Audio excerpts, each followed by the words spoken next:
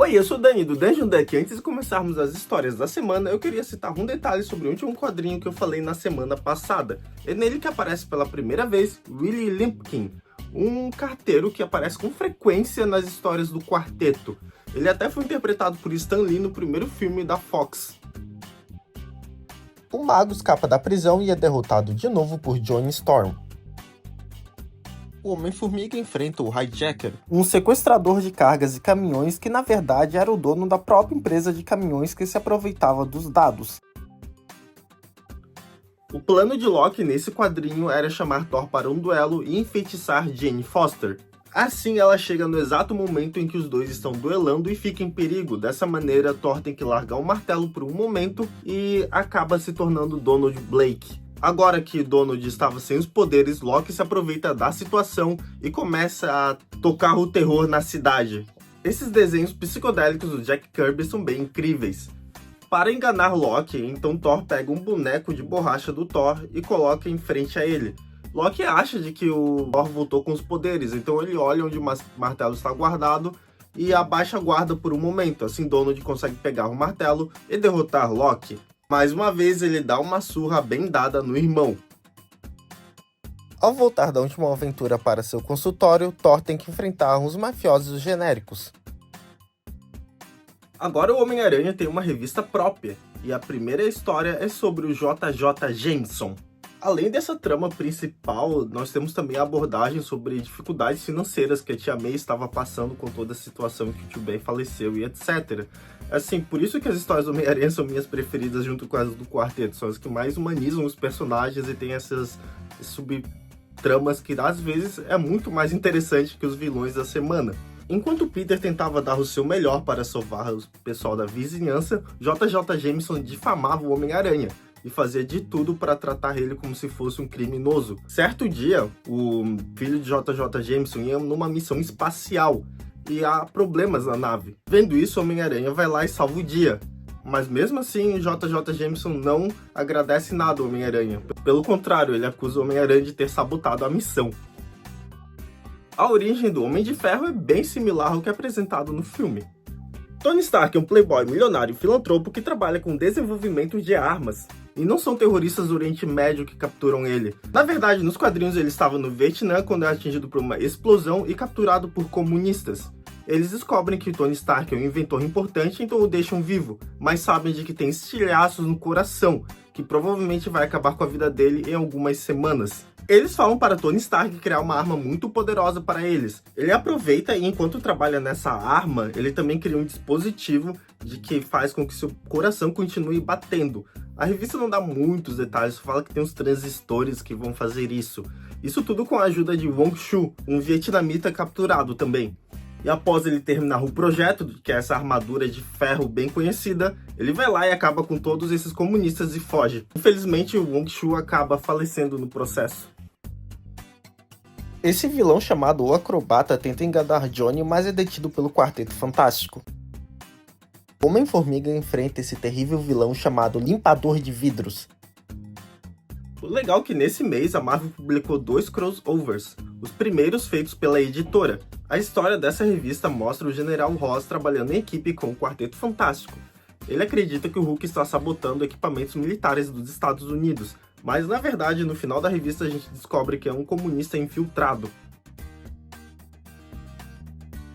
O primeiro supervilão do Homem-Aranha, o Camaleão, aparece num contexto de crossover com o Quarteto Fantástico. Dmitry Smerniakov é um soviético infiltrado que roubou planos e mísseis americanos. Ele é um especialista em disfarces e planeja incriminar o Homem-Aranha para se safar dessa, mas acaba sendo desmascarado pelo amigo da vizinhança.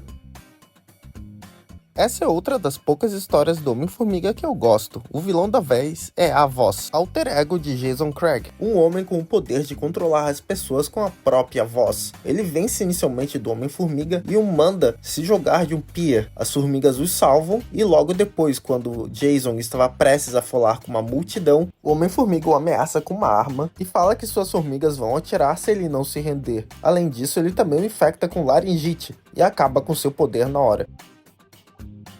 Nessa edição, Thor enfrenta esses alienígenas metamorfos, os Artanianos. Infelizmente, o traço é todo errado porque não é o Jack Kirby que faz os desenhos dessa edição. Hulk enfrenta Molib, um alienígena do planeta Astra que tem os poderes de controlar os metais. Essa é a primeira vez que aparece a Brigada Adolescente, um grupo de amigos de Rick Jones que ajuda o Hulk. Nesse quadrinho, o Tocha Humana lembra que a irmã tem uma quedinha pelo Namor, então ele fica com raiva e chama ele pra briga. Nesse quadrinho é mostrado as dificuldades que Tony Stark tem agora com essa nova vida. Ele tem que ficar recarregando a bateria o tempo inteiro e não pode ir na piscina, por exemplo. Para deixar a armadura mais bonita e se tornar um super-herói de verdade, ele decide pintar ela de dourado. Nessa revista, ele salva o dia de alienígenas que mandam um robô para controlar a população de uma cidade. Eu diria que uma das coisas mais interessantes de acompanhar os quadrinhos da Marvel é ver como que tem a evolução narrativa e também da humanidade ao longo dessas publicações, sabe? Porque assim, as histórias agora são dos anos 60, e o que é mais anos 60 que corrida espacial, não é mesmo? Nesse quadrinho vemos que Reed Richards descobriu um combustível muito poderoso extraído a partir de meteoros. Ele acha que os russos também fizeram igual. Então, basicamente, essa edição é sobre uma corrida espacial entre a Rússia e os Estados Unidos. Os Estados Unidos representados pelo Quarteto Fantástico e o Fantasma Vermelho representando a União Soviética. Esse vilão que tem vários amigos macacos que o ajudam a montar uma nave e ir para a Lua. O Fantasma Vermelho e o Quarteto se encontram na área azul da Lua, em uma cidadela misteriosa. Lá aparece pela primeira vez o Vigia. O Vigia faz parte de uma civilização avançada que tem como missão apenas observar as outras espécies e nunca interferir. Isso pelo menos é o que eles dizem. O Vigia fala para o Quarteto e o Fantasma Vermelho que eles estão em sua cidadela e devem ser de lá. Então ele os manda para outro lugar, a Cidade Azul. Sim, são lugares diferentes no lado azul da Lua. Vamos para algumas informações adicionais extras a esse quadrinho. Assim, como curiosidade, quem construiu toda essa cidade, etc., foram os Kree. Porque, assim, os Skrulls foram uma vez até um planeta chamado Planeta Hala, e lá viviam duas espécies, os Kolati e os Kree. Os Skrulls disseram que uma das espécies deveria representar o planeta Hala para jurar lealdade a eles, então proporam um desafio às duas. Quem entregasse a melhor obra venceria. Eles colocaram as duas espécies na Lua, e os Kolati entregaram um jardim lindo, enquanto os Kree criaram essa cidadela. Os Skrulls escolheram os Kolates, mas aí os Kree ficaram bolados e resolveram chacinar toda essa raça, basicamente.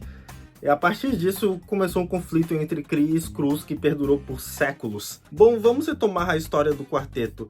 Eles enfrentam o Fantasma Vermelho, que tem o poder de ficar intangível, por conta disso tem esse apelido, e o derrotam. Ele e seus amigos macaquinhos ficam presos na Lua, enquanto o quarteto volta para casa. Nesse próximo quadrinho, vemos toda a população ovacionando o quarteto por ter chego à Lua.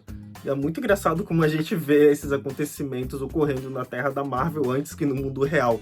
O vilão desse quadrinho é o Mestre dos Bonecos. Sim, assim, olha, é bem claro que na primeira edição que ele aparece, a ideia de Stan Lee era que ele falecesse. Mas, assim, como o personagem era tão legal, ele acaba dizendo que não, ele caiu da janela, mas na verdade apenas se machucou. Bom, em resumo, nessa história, ele controla o Namor através de um boneco, mas é derrotado também. Enquanto o Namor está atacando eles debaixo d'água, o Mestre dos Bonecos tem que acompanhar, meio que tem que ficar numa distância próxima de quem ele está controlando. E acaba sendo engolido por uma lula gigante. Eu quero ver ele se safar dessa, mas sim, ele se safa. O Homem-Formiga enfrenta um cientista que usa um composto que envelhece as pessoas como arma. Nesse quadrinho, Thor tem que enfrentar um mágico chamado Sandu que ganhou poderes de Loki. Hank McCoy, o Fera, é um mutante que nasceu com super agilidade e com os pés modificados de maneira que ele pode usar como se fossem mãos. Pouca gente sabe, mas na verdade o Fera passou com esse visual por todos os anos 60, basicamente. A cor clássica azul que a gente conhece ocorre bem depois. Na sua história de origem, vemos ele se dando muito bem no futebol americano. Um dia, um bando de criminosos invadem um estádio e ele salva o dia. Nesse momento, ele Conquistador, um vilão que pretende dominar o mundo, vê isso e decide raptar os pais do Fera para chantageá-lo. Professor Xavier e os demais X-Men sabem da situação e vão ajudá-lo. Ele, Conquistador, pede para Hank roubar um gerador solar experimental de uma base do governo. Hank tem que obedecer e quando os X-Men vão ajudá-lo, eles acabam lutando com vários capangas do El Conquistador, mas no final o vilão é derrotado quando ele tenta ligar uma máquina para causar um cataclisma com esse gerador e dá errado, ela explode bem na sua cara. Se você chegou até o final do vídeo, não se esqueça de se inscrever e principalmente mande para seus amigos que gostam muito de Marvel e quadrinhos no geral. Até breve!